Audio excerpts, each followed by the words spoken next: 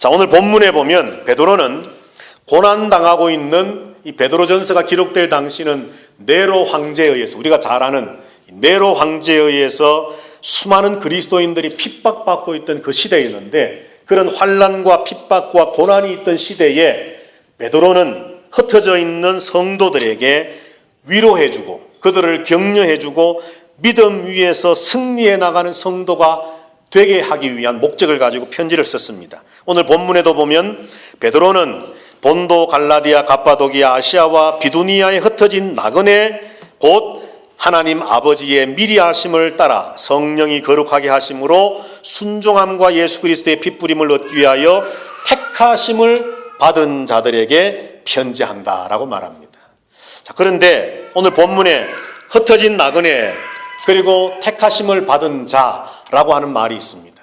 그런데 이 두 단어는 원래 원성경에, 헬라어 성경에 보면 연결되어져 있는 단어입니다. 그러니까 흩어져 있는 나그네, 이 말과 선택되었다는 말이 오늘 우리나라 성경에 있는 것처럼 멀리 떨어져 있는 것이 아니라 원어 헬라어 성경에 보면 흩어져 있지만 선택받은 나그네라고 되어 있는 것입니다. 자, 그래서 오늘 우리는 이 설교의 제목을, 주제를 흩어진 선택된 나그네, 선택된 나그네라고 한번 정해 보았습니다. 자, 그러면 여러분들 나그네라고 하는 것을 한번 생각해 볼 필요가 있겠습니다. 나그네. 오늘 저와 여러분을 하나님께서는 나그네라고 말씀합니다. 나그네. 자, 여러분들 나그네라고 하는 딱 말을 들었을 때 제일 먼저 여러분들의 머릿속에, 마음속에 연상되어지는 것이 무엇입니까? 나그네. 하숙집. 예. 저는 바로 우리라고 생각합니다. 자, 참 이해하기가 좋지 않습니까? 우리는 고향 땅을 떠나왔습니다. 그죠? 외국에 살고 있습니다. 뭐 경상도든 전라도든 경기도든 강원도든 상관없이 우리 조국 고국 대한민국을 떠나서 지금 외국 땅 멕시코라고 하는 이 땅에서 그야말로 우리는 나그네로 살고 있습니다. 모르겠습니다만 어쩌면 외국에 나와 살고 있는 대부분의 이민자들의 어떤 마지막 소원이 있다면 여기서 잘 살든 못 살든, 그리고 이 외국 땅에서의 삶이 부유로웠던 그렇지 못했던 그 모든 것들의 과정과 상관없이 어쩌면 대부분의 이민자들의 마음속에는 마지막 내 말년 노년은 우리나라에 가서, 내 고향에 가서 흔히 말하는 조그마한 초가집 하나 짓고 내 여생을 마쳤으면 하는 것이 아마도 어쩌면 대부분의 사람들의 생각일지도 모릅니다. 자, 하나님께서 오늘 나그네와 같다라고 예수 그리스도를 믿는 성도들을 비유하신 것이 왜 그랬을까요? 여러분들, 나그네라고 하는 것은 다른 말로 말하면 돌아가야 할 뭐가 있다는 겁니까? 본향이 따로 있다는 것입니다. 지금은 비록 나그네로 살고 있고, 지금은 비록 정처 없이 방랑객으로 나그네로 살아가고 있지만, 결국은 돌아가야 할 집이 있고, 돌아가야 할 고향이 있고, 돌아가야 할 본향이 있다는 것이 나그네의 특징입니다. 오늘 하나님께서는 사방으로 흩어져 있는 디아스포라 성도들에게 사도 베드로를 통해서 성도들이여, 여러분들은 흩어져 있는 나그네들입니다 라고 하는 말을 하는 것은, 지금은 비록 고난당하고 핍박과 역경과 어려움 속에 이 땅에 한숨 지으며 살고 있지만 우리가 돌아가야 할 본향이 어디라는 것입니까? 대구시 수성구 무슨 동이 아니라 하늘나라랍니다. 하늘나라. 우리가 비록 이 땅에서 어떤 사람은 본도에서, 어떤 사람은 갈라디아에서, 어떤 사람은 갑바도기아에서, 어떤 사람은 아시아에서 모든 사람들이 흩어져서 정말 고향을 떠나고 친척 아비집을 떠나고 내 집을 떠나서 정처 없이 갈 바를 알지 못한 채 나그네와 같은 삶을 살고 있지만, 그러나 우리 모두에게 공통점은 돌아가야 할 본향 하늘나라가 있다는 사실입니다. 아름다운 교회 성도 여러분들, 저와 여러분들의 시민권은 하늘나라에 있습니다. 빌립보서 3장 20절에서 우리의 시민권은 하늘에 있다라고 분명히 하나님 말씀을 합니다. 오늘 저와 여러분들이 비록 이 땅에 살면서 나그네와 같이 산다 할지라도, 정처 없는 삶을 산다 할지라도, 그래서 나그네이기 때문에 내 소유가 없다 할지라도, 어떤 내 손에 쥐어지는 것이 없다 할지라도, 그래서 나그네와 같이 어쩌면 한숨 지을 수밖에 없는 삶이 우리 앞에 있다 할지라도 기억하십시오. 저와 여러분의 본향은 하늘나라입니다. 하나님의 나라입니다. 하나님 나라의 놀라운 것들, 다음 주에도 보겠지만 하나님께서는 썩지 않고 쇠하지 않고 더럽혀지지 않는 하늘에 간직해 두신 놀라운 기업을 우리에게 상속해 주시기 위해서 예비해 놓으시고, 그 하나님 나라가 바로 너희 것이다 말씀해 주고 계신다는 겁니다. 나그네라고 하는 단어를 통해서 하나님께서 저와 여러분들에게 말씀하고자 하는 것이 바로 이것입니다. 자, 두 번째로 하나님은 우리를 택하셨다 말씀합니다. 흩어져 있지만은, 나그네이지만은, 그래서 하늘나라를 본향 삼고 살아가지만 분명히 우리에게 말씀해 주시기를 우리는 택함 받은 사람이라 말씀을 합니다. 자, 그러면 한번 묻겠습니다, 여러분. 저와 여러분들 하나님께 택함 받은 성도임을 믿으십니까? 아멘. 아멘. 그러면 왜 하나님 우리를 택하셨을까요? 자, 한번 성경을 보십시다. 신명기, 저 구약 성경으로 가셔서 신명기 7장 7절 8절,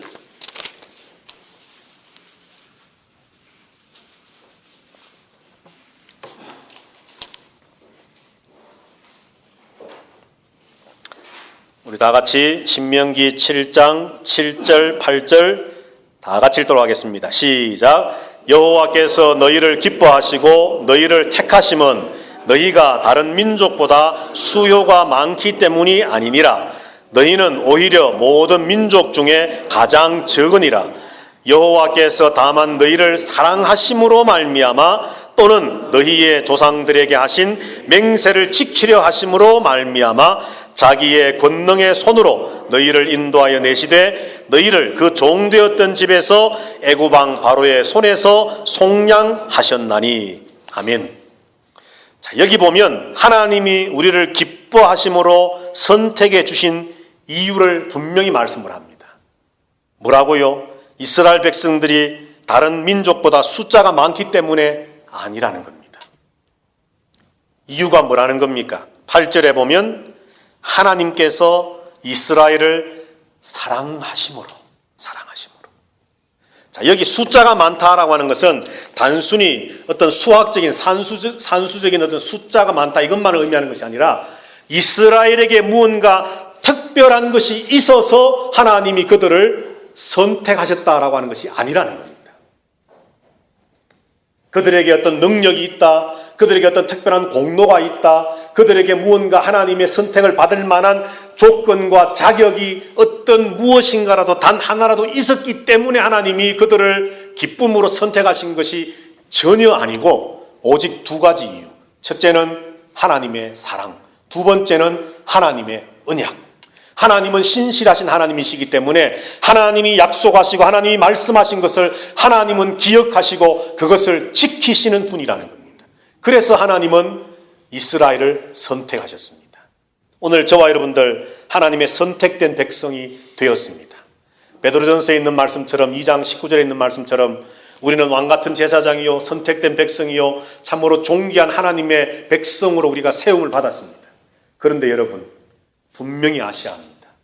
우리에게 무언가 내세울 만한 공로나 업적이나 무언가가 있어서 하나님의 선택하심을 받은 것이 절대 결단코 아니라는 사실입니다. 이 사실 앞에 우리는 겸손히 무릎 꿇어야만 합니다. 오직 하나님의 사랑이 아니라면, 하나님의 그 풍성하신 긍휼이 아니라면 오늘 저와 여러분은 이 자리에 앉아 있을 수도 없고 천국을 맛볼 수도 없고 하나님의 하늘나라의 본향을, 하늘나라가 내 본향입니다라고 하는 신앙의 고백과 그 믿음도 가질 수 없는 죄와 허물로 영원히 죽음의 자리에 여전히 빠져 있을 수밖에 없는 존재들이었다는 것입니다. 그런 저와 여러분을 너무나도 사랑해 주셨습니다. 사랑하시되 어떻게 사랑하셨습니까, 여러분? 끝까지 사랑하셨습니다. 예레미야 33장이나 요한복음 13장 말씀에 보면 내가 너희를 사랑하되 영원히 끝까지 사랑하겠다 말씀하셨습니다. 그런데 제가 듣고 싶은 대답은 다른 겁니다. 사랑하시되 우리를 어떻게 사랑하셨습니까? 예수 그리스도를 죽음에 내모시기까지 우리를 사랑하셨습니다. 다시 말해서 예수의 생명과 우리의 생명을 바꾸시기까지 우리를 사랑하셨다는 겁니다. 여러분 믿으십니까? 교회에서 울려 퍼져야 할 복음은 그 어떤 다른 것이 아닙니다. 죽었던 나를 살리시려고 예수 그리스도의 생명이 죽임에 처하게 되고 그 예수의 죽음으로 말미암아 내가 다시 살리심을 받았다는 것. 이것이 복음이고 이것이 성도를 설명하는 내용이고 이것이 바로 하나님이 우리에게 알게 하시기를 원하는 겁니다. 선택이라고 하는 단어 속에 하나님의 사랑과 하나님의 긍휼과 예수 그리스도의 그 십자가와 부활의 복음이 담겨져 있습니다. 자, 그런데 오늘 이제 우리가 좀 더 깊이 있게 살펴보기를 원하는 것이 바로 2절에서 사도 베드로가 조금 길게 설명했던 내용입니다. 자, 우리가 택함을 받은 자들인데 택함을 받게 된 근거가 어디에 있는가? 그리고 택함을 받고 나서 얻어진 결과가 무엇인가? 그 근거와 결과가 같습니다. 오늘 본문의 2절의 말씀에 보면 세 가지인데 곧 하나님 아버지의 미리 아심, 성령의 거룩하게 하심, 그리고 순종함과 예수 그리스도의 핏뿌림이라고 말씀을 합니다. 하나님 아버지의 미리 아심을 따라서 우리는 선택을 받았습니다. 성령이 거룩하게 하시는 그 거룩의 역사를 따라서 우리는 선택을 받았습니다.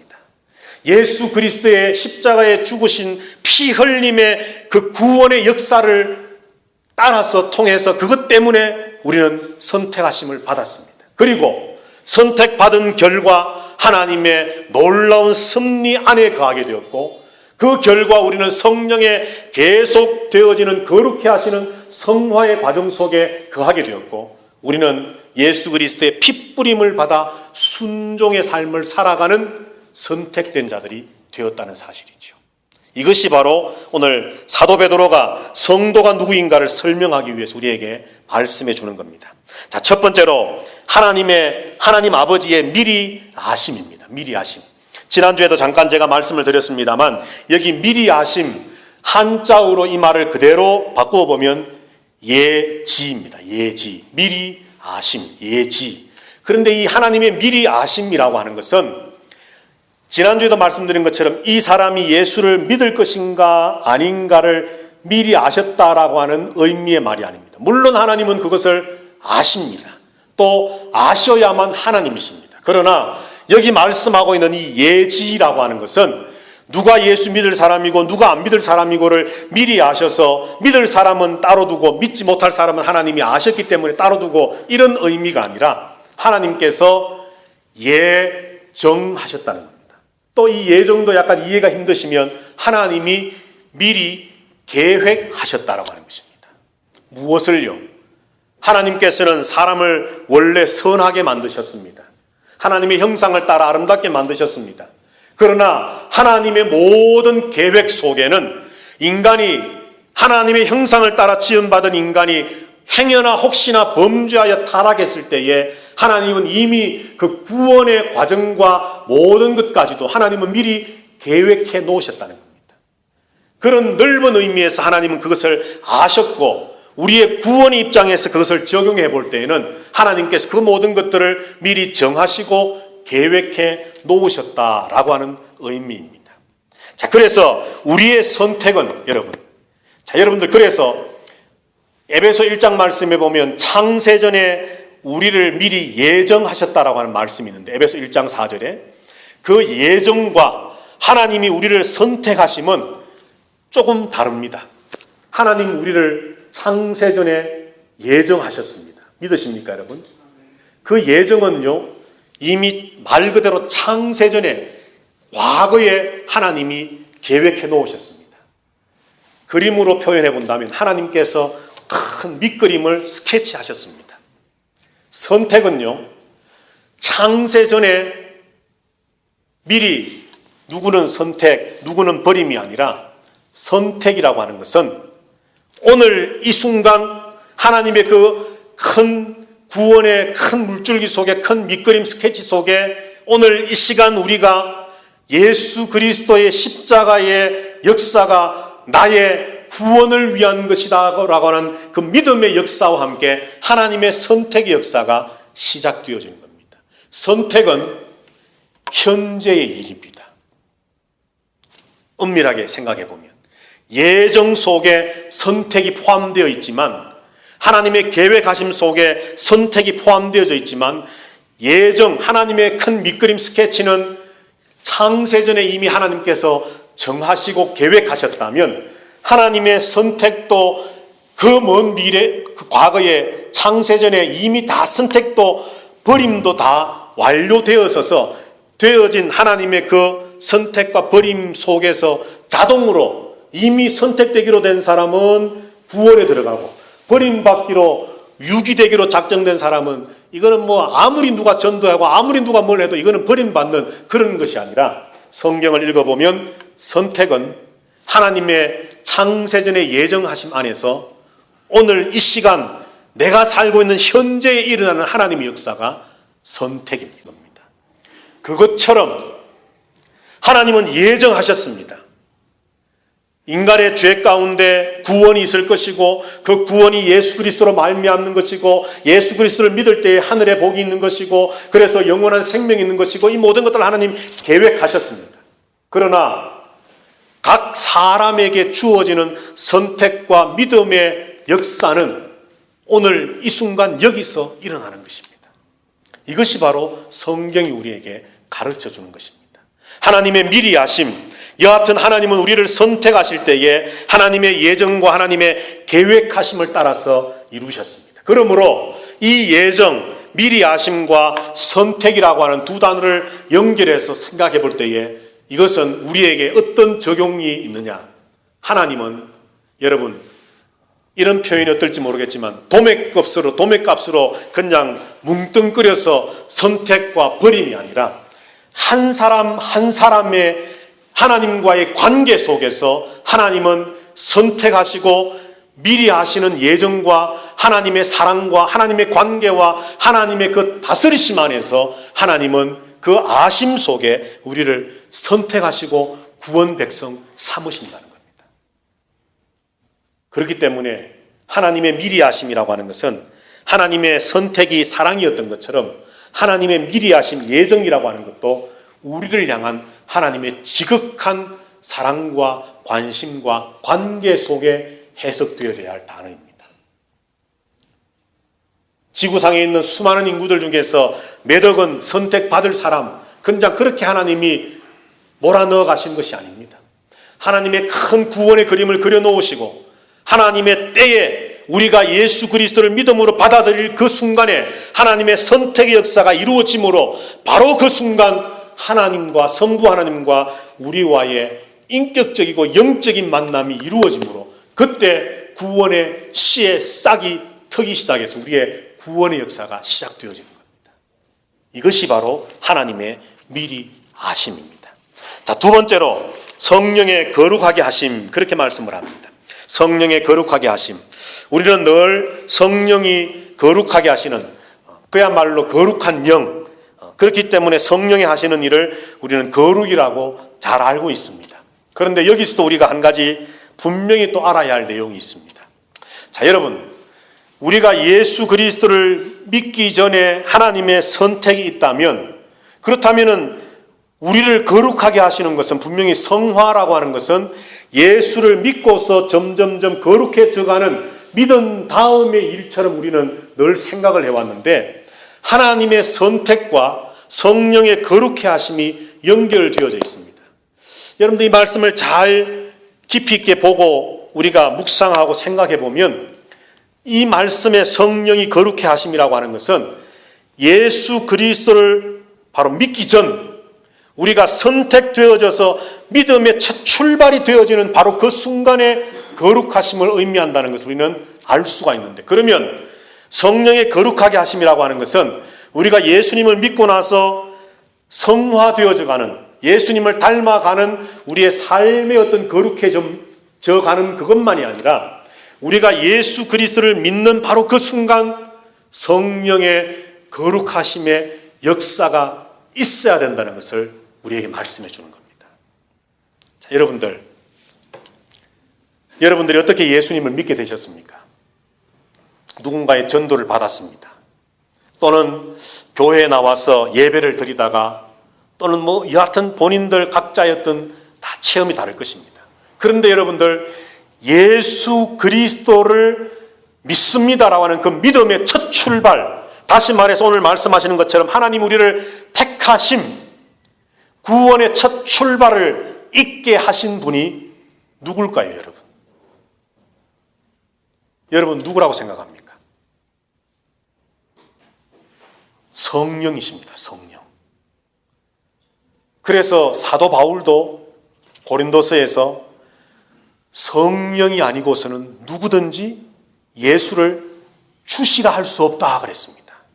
성령이 하시는 거룩하게 하심은요, 우리가 예수를 믿고 나서 계속 성화되어져 가는, 믿은 다음에 성도의 모습으로 자꾸 변해서 거룩해져 가는 그 거룩해 하심도 성령이 하시지만, 우리가 정말 처음 예수님을 받아들이고 영접하고 신앙의 고백을 하고 예수 믿는 사람 되어지는 선택의 자리에 서게 되는 그 첫 출발의 신호탄을 주시는 분도 성령이십니다.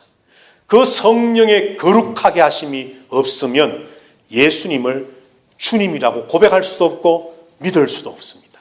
오늘 베드로전서 1장 2절에서 말씀하는 성령의 거룩하게 하심이라고 하는 것은 바로 그런 의미입니다. 우리가 처음 예수를 믿을 당시, 예수님을 영접할 그 당시, 첫 하나님의 미리 아심을 따라 선택의 역사가 내 안에 이루어지는 바로 그 순간, 성령 하나님께서 그 순간 우리를 거룩하게 하셔야만 하나님의 말씀을 통한 예수 그리스도의 믿음이 내 안에 확정되어지는 겁니다. 그렇기 때문에 한 가지 숙제가 풀려집니다. 교회를 다닌 지 10년이 되었다 그러고 예수 믿은 지 얼마가 되었다 그러고 집사가 되고 심지어는 장로, 목사까지 되었다 하면서도 왜 예수 그리스도의 향기가 나타나는지 아십니까, 여러분? 첫 출발 성령의 거룩하심의 체험이 없는, 좀 극단적으로 말하면 예수 믿는 흉내를 내고 있기 때문입니다. 내가 하는 게 아닙니다, 여러분. 성령의 거룩하게 하심을 따라서 그 성령의 강권적인 역사를 따라 성령의 그 은혜 아래 거룩하게 하심 안에 서게 될 때에 우리는 첫 출발부터가 거룩함으로 출발되어서 나가는 겁니다. 그런데 이 경험이 없이 말하고 예배 참석하고 종교 생활하는 것 가능합니다, 여러분. 가능합니다. 마태복음 7장에서 예수님 그들의 열매로 그들을 알지라 말씀하니까 얼마나 많은 사람들이, 심지어는 주여 내가 주님의 이름으로 귀신도 쫓아냈지 않았습니까? 주님의 이름으로 능력도 행하지 않았습니까? 주님의 이름으로 이런 놀라운 일도 하지 않았습니까? 그러나 뭐라 그러십니까? 불법을 행하는 자들아.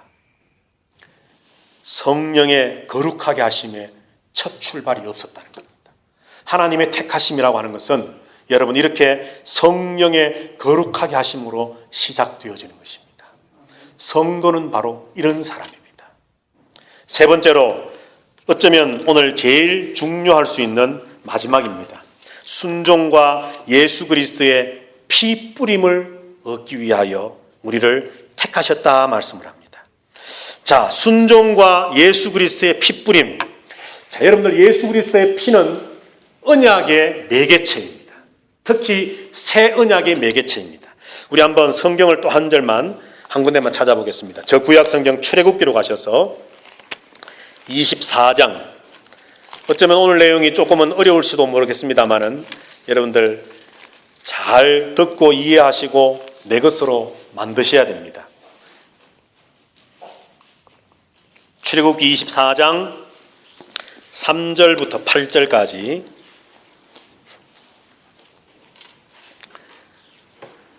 제가 읽겠습니다. 구약 118페이지입니다. 24장 출애굽기 3절부터 8절.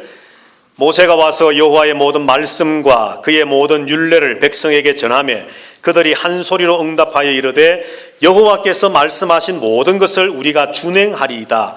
모세가 여호와의 모든 말씀을 기록하고 이른 아침에 일어나 산 아래에 제단을 쌓고 이스라엘 12지파대로 12기둥을 세우고 이스라엘 자손의 청년들을 보내어 여호와께 소로 번제와 화목제를 드리게 하고 모세가 피를 가지고 반은 여러 양푼에 담고 반은 제단에 뿌리고 언약서를 가져다가 백성에게 낭독하여 듣게 하니 그들이 이르되 여호와의 모든 말씀을 우리가 준행하리이다.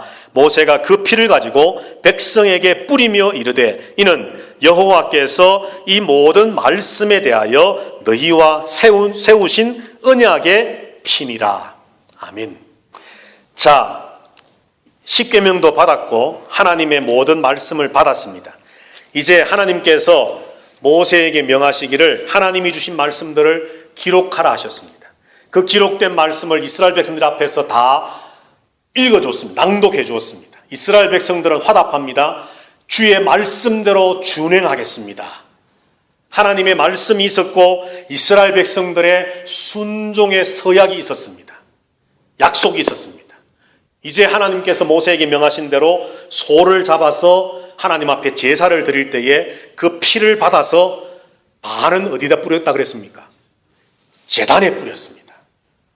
자, 여러분들 지금까지 여러분들 아시기에 피는 전부 다 제사 드리는 사람에게만 바르는 줄로 알고 계셨던 분이 계실지도 모릅니다. 그런데 피의 반을 제단에 뿌렸습니다. 쉽게 말해서 하나님께 뿌렸습니다. 그리고 반은 누구에게? 백성들에게 뿌렸습니다. 그리고 다시 한번 하나님의 말씀을 이스라엘 백성들 앞에서 읽어주고 이스라엘 백성들은 그 말씀대로 준행하겠습니다. 약속합니다. 모세는 마지막으로 이 피는 하나님과 너희 사이에 맺어진 언약의 피다라고 말씀합니다. 자, 여러분들 오늘 이 말씀을 보면 여기에 나타나 있는 이것이 바로 핏뿌림을 설명하는 구약의 증거입니다. 자, 피의 반을 제단에 하나님께 뿌렸다는 것은 무엇을 의미하고 상징하겠습니까? 왜 하나님께 피를 뿌려야 할 이유가 있지요? 피는 구원의 표시인데 죄인에게 피를 뿌려서 죄인이 구원받았다라고 하는 표를 위해서 죄인에게 뿌려야 되는데 하나님은 죄인이 아니신데 죄가 없으신데 왜 하나님께 그 피를 뿌립니까? 왜 그럴까요?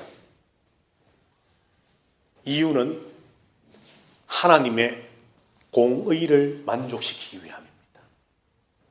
쉽게 말하면 제가 웬만하면 안경을 잘 안 벗는데 안경을 벗으면 제가 잘 안 보입니다. 안경을 끼면 잘 보입니다. 그런데 이 안경에 빨간색 렌즈면 세상이 어떻게 보이겠습니까? 빨간색으로 보입니다. 쉽게 설명하면 그렇습니다. 하나님께로 피를 뿌린다는 것은 하나님, 이제는 이 죄인을 죄인의 모습으로만 보지 마시고 이 흘려진 피를 통해서 이 죄인을 보심으로 하나님의 누군가의 피가 흘려져야 되기 때문에 이것이 바로 하나님의 예정입니다. 피 흘림이 있어야 죄 사함이 있다는 것이 하나님의 예정이십니다. 그 예정이신 하나님의 공의로움을 하나님 편에 만족시켜 드리기 위해서 다시 말해서 그 피를 통해서 죄인을 보게 하시도록 하기 위해서 하나님께 피를 뿌리는 겁니다. 두 번째로 죄인에게 백성들에게 피를 뿌리는 것, 이미 우리가 잘 알고 있는 대로 이제는 너가 죄인이 아니라 너를 위해 대신 죽은 이 짐승 소의 피가 네 몸에 뿌려진 것처럼 너는 이제 죄 씻음을 받았다라고 하는 예식이었습니다. 그러면서 하나님은 이 피가 하나님과 너희 사이의 언약, 하나님은 더 이상 이 피를 보시며 너희를 죄인 취급하지 아니하시고 의인으로 인정해 주시고 너희는 이 피를 뿌림 받음으로 더 이상 죄인이지만 내가 하나님 앞에 죄인이 아니라 어제 누군가가 말씀했던 것처럼 법정적 칭의에 의해서 하나님이 사실은 죄인이지만 법으로서는 하나님의 법으로서는 이제 더 이상 죄인 아님임을 선포하시는 언약의 증거가 피라는 겁니다. 이것을 위해서 사도 베드로는 다른 사도가 말하지 않았던 피뿌림이라고 하는 단어를 사용해서 설명을 합니다. 자, 그러면 여기서 여러분, 피 흘림과 피 뿌림 같을까요? 다를까요? 피 흘림, 예수님이 피 흘리셨다. 예수님이 우리를 위해 피를 뿌려주셨다. 다릅니다. 피 흘림은 여러분 단회적인 사건입니까? 계속 되어져야 할 사건입니까? 그러니까 쉽게 말하면 일회성입니까? 여러 번 반복되어져야 할 일입니까? 예. 단 한 번만 있어야 될 일입니다. 예수님의 피 흘리심은. 그러면 예수님의 피 뿌리심은요? 히브리스에도 이 피 뿌림이라고 하는 단어가 나오는데 예수님의 피 뿌림은 1회가 아닙니다. 개개인에게 계속 되어져야 할 일입니다. 자, 조금 다른 식으로 조금 더 쉽게 말씀을 드리면 예수님의 피 흘리심은 우리의 구원을 위한 근거가 되는 것이고 예수님의 피 뿌리심은 우리의 구원을 위한 적용입니다. 자, 한번 예를 들어 보십시다. 여기 순종이라고 하는 말이 함께 나왔습니다. 하나님 아버지의 미리 하심, 성령의 거룩하게 하심, 그리고 이제 순종함과 그리스도의 피 뿌리심, 예수님의 피 뿌림과 순종을 하나로 지금 묶어놓고 있습니다. 그러면 도대체 순종과 예수님의 피 뿌리심이 무슨 상관일까? 도대체 어떤 관계가 있길래 예수님의 피 뿌리심이 이 순종은 예수님의 순종인가? 우리의 순종인가? 우리의 순종인데 그러면 이 순종과 예수님의 피 뿌리심이 무슨 상관일까? 잘 들으십시오. 구약시대 때 이스라엘 백성들이 하나님을 원망하다가 뱀이 나와서 이스라엘 백성들을 다 막 물어 죽입니다. 이스라엘 백성들이 하나님 앞에 회개하면서 제발 살려달라고 합니다. 하나님께서 모세에게 방법을 가르쳐 주십니다. 노스로 뱀을 만들어 장대에 높이 매달아서 높이 이렇게 세워라. 그 노뱀을 쳐다보는 자마다 살 것이다 말씀을 합니다. 자, 여러분들, 이것은 노뱀을 만들어서 노뱀을 장대 높이 세우는 것은 무엇일까요? 예수님의 피 흘리심과 같은 겁니다. 다시 말해서 예수님이 십자가에 못 박혀 죽으시는 것과 같은 겁니다. 자, 그러면 장대에 노뱀을 만들어서 높이 세웠다고 뱀에 물려 죽어가는 사람들이 다 살아났습니까? 어떻습니까, 여러분? 어떨 때 살아났습니까? 쳐다봐야만 합니다. 쳐다봐야만. 이건 모세가 만든 규칙이 아니라 하나님이 만드신 겁니다. 노뱀을 만들어서 너는 매달아라. 그리고 보는 자마다 살리라라고 하나님은 말씀을 합니다. 예수님의 십자가상에서 피 흘리심은, 죽으심은 우리의 구원을 위한 기초를 만들어 놓으시는 겁니다. 그리고 그 구원이 나에게 적용되어지려면 어떻게 되어지는 겁니까? 그 십자가의 사건을 내가 순종함으로 받아들이고 믿어야 됩니다. 다시 말해서 예수님의 흘리신 피가 인간의 언어로 말한다면 내게 뿌려져야만 됩니다.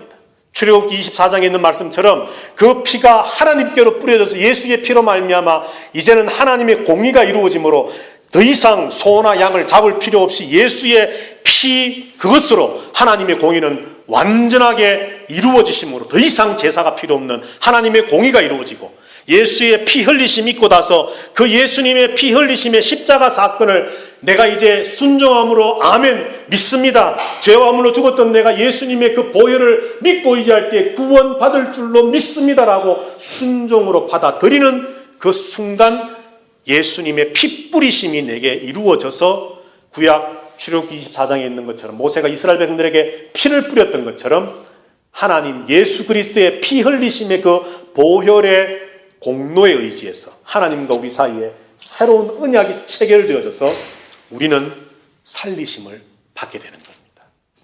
여기서 순종은요, 예수 믿고 나서 역시 살아가는 가운데 원수를 사랑해라, 그 말씀 순종하는 그 순종과 다른 겁니다.